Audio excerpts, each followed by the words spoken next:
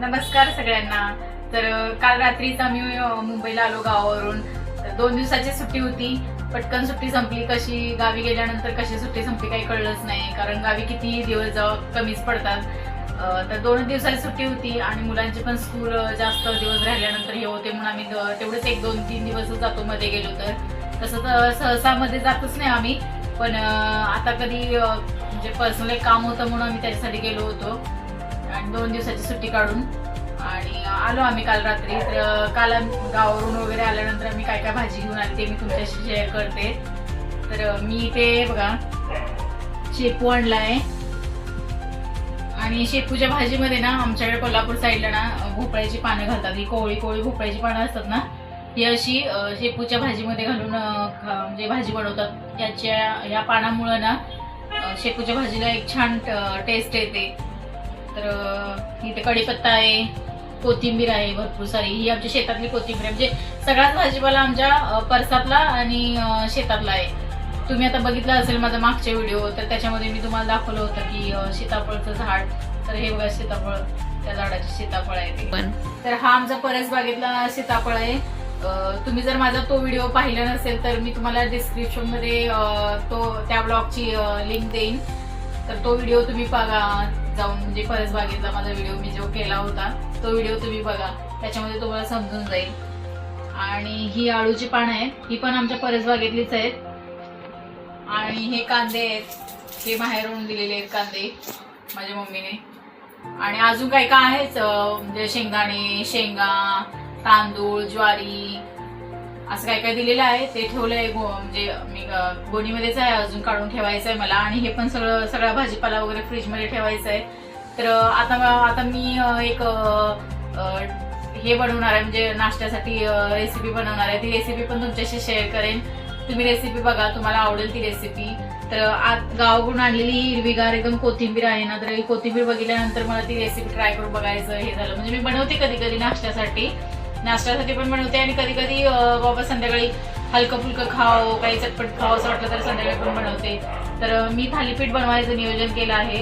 तर आमच्या कोल्हापूर साईडला तुम्ही कधी कोल्हापूरला गेला असाल, म्हणजे कोल्हापूरचे जे आहेत त्यांना माहिती आहे, पण कोल्हापूरच्या बाहेरचे वगैरे जे आहेत त्यांना जर माहिती नसेल तर कोल्हापूरच्या अंबाबाई मंदिराच्या इथं मस्त असं थालीपीठ बनवतात। कधीतरी तुम्ही म्हणजे कोल्हापूरला गेला तर ट्राय करून बघा, खूप छान लागतं ते थालीपीठ। आणि ते थालीपीठ मी तुम्हाला आज करून दाखवणार आहे, कारण कोथिंबीर भरपूर आणली गावावरून, मग मी कोथिंबीर घालून वगैरे बनवणार आहे।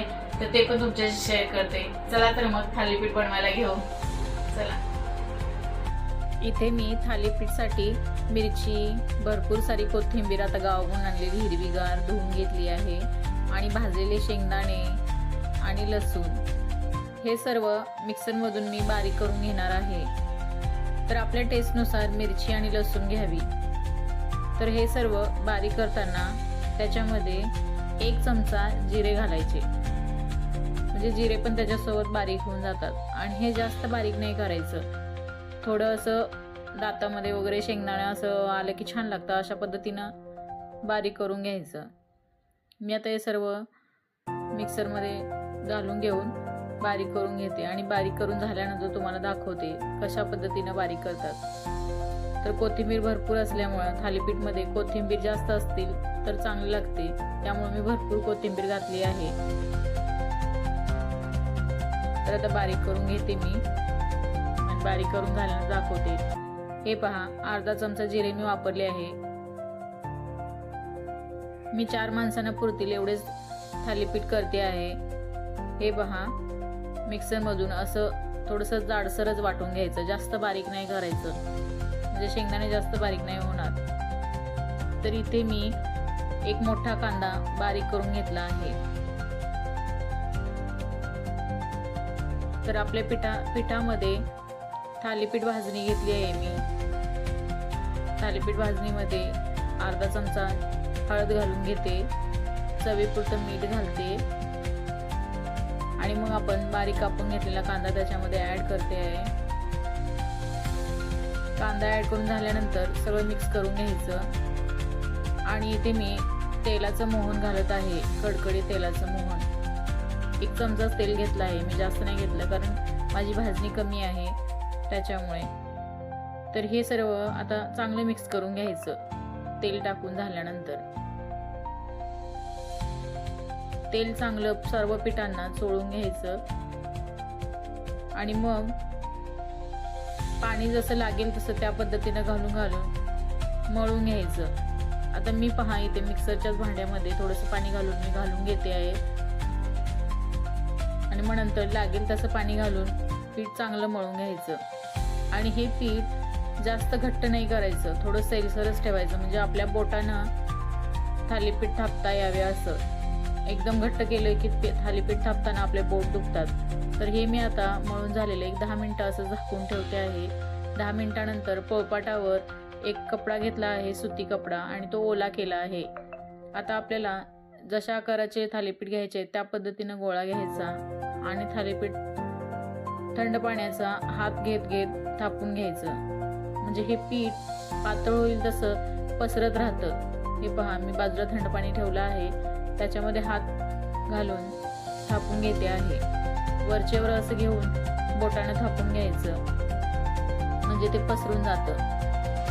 पाण्याच्या हातामुळं हाताला पण पीठ चिटकत नाही आणि कपड्याला पण चिटकत नाही.